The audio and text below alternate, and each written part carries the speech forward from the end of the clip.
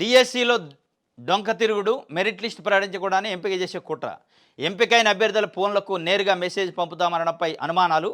తమకు కావాల్సిన వారికి పోస్టులు ఇచ్చేందుకు అడ్డదారులు. టెట్ మార్కులు సరిగా నమోదు చేయలేదంటూ అభ్యర్థులపై నెపం. పూర్తి డేటా ఉన్నా సరిచేయకుండానే డిఎస్సి మార్కుల విడుదల. తుదికీలో తప్పులు సరిచేయకుండా అభ్యర్థులకు అన్యాయం. ఇప్పుడు మెరిట్లో ఎవరు ఉన్నారో చెప్పకుండా నియామకాలకు రంగం సిద్ధం. ఎక్స్ సర్వీస్ మెన్ కోట తొలగింపుపై న్యాయ పోరాటానికి అభ్యర్థుల సలహాలు. ముసురుకుంటున్న వివాదాలు. 3,36,000 మంది జీవితాలతో కూటమి సర్కారు చెలగాటం. ప్రభుత్వ పెద్దల తప్పిదాలకు నిన్న విద్యార్థులు, నేడు ఉద్యోగార్థులు బలి. డిఎస్సిలో డొంక తిరుగుడు. ఈ డిఎస్సి ఏం డిఎస్సి? Mega DSC. అంటే మెగా కాని మెగా డిఎస్సి.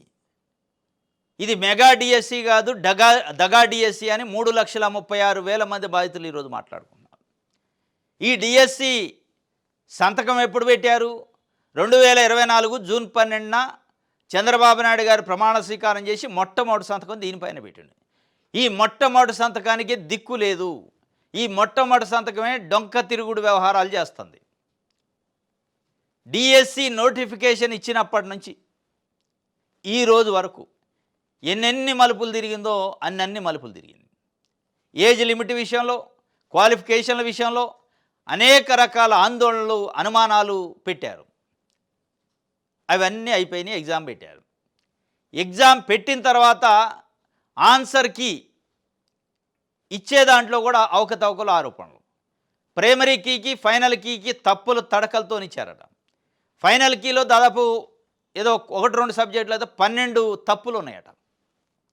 వాటిని కనీసం ఎవరికి చెప్పుకోవాలి, ఎట్లా చెప్పుకోవాలి, ఒక ప్లాట్ఫామ్ లేదు. ఇవన్నీ ఎట్లున్నాయా? పక్కన పెడదాం అనుకుంటే మెరిట్ లిస్ట్ ఇచ్చారు. మెరిట్ లిస్టు అంటే ర్యాంకింగ్ అంటే ఎట్లా ఇవ్వాలి అంటే 3,36,000 మంది ఎగ్జామ్ రాస్తే ప్రతి ఎగ్జామ్ రాసిన వ్యక్తికి సంబంధించిన మెరిట్ని ఆడ చెప్పాలా. 0 మార్కులు వచ్చినా పర్వాలే, 10 మార్కులు వచ్చినా పర్వాలే. నీకు 10 మార్కులు వచ్చినాయి, నువ్వు ఈ ర్యాంకులో ఉన్నావు, నువ్వు సెలెక్ట్ అవుతావా పక్కన పెట్టండి. ఇది పద్ధతి. కానీ ఇక్కడ ఏం చేస్తున్నారు? డొంక తిరుగుడు వ్యవహారాలు. కేవలం సెలెక్టెడ్ అభ్యర్థులు ఎవరైతే ఉన్నారో వాళ్ళ సెల్లులకు మెసేజ్ పంపి నువ్వు సెలెక్ట్ అయ్యాను, నువ్వు సర్టిఫికేట్లు పట్టుకొని వెరిఫికేషన్కి రా. ఈ తెరచాటు వ్యవహారాలు ఏంది? ఈ డొంక తిరుగుడు వ్యవహారాలు ఏంది? ఈ మతలబ్బు మడత మాటలు ఏంటి?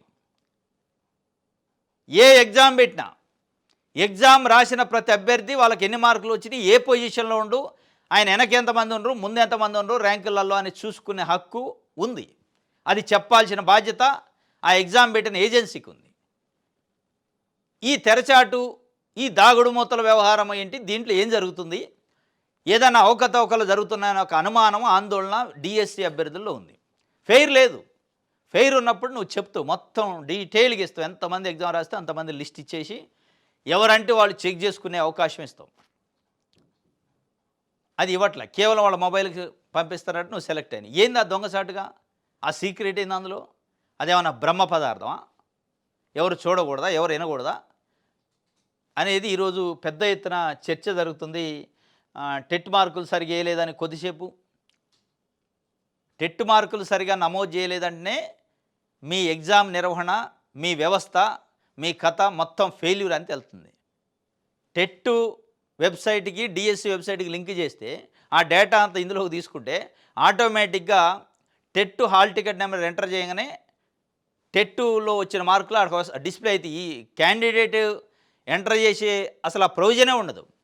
తెలంగాణలో మనం చూస్తున్నాం కదా, TET hall ticket number enter చేయగానే టెట్లో ఆయన చేసిన స్కోర్ మొత్తం డిస్ప్లే అయితే ఇంకా ఎంటర్ చేసేది ఎక్కడిది? మీరు అక్కడ ఎంటర్ చేసే అవకాశమే డిఎస్సి అభ్యర్థులకు ఇచ్చారంటే ఇది ఎంత గందరగోళంగా ఉంది, ఎంత అయోమయంగా ఉంది, ఎన్ని డొంక తిరుగులు తిరుగుతుంది. ఈ డొంక తిరుగులు వెనక ఉన్న కారణాలు ఏంటి? ఏమైనా అక్రమాలు, అవినీతి కార్యక్రమాలు జరుగుతున్నాయా? సీక్రెసీ ఏంటి? దీంట్లో రహస్యాలు ఏంటి? ఈ తెరచాటు వ్యవహారాలు ఏందనేది తొందరలో బయటపడే అవకాశాలు కూడా కనిపిస్తున్నాయి. ఇది డొంక తిరుగుడు డిఎస్సి గురించి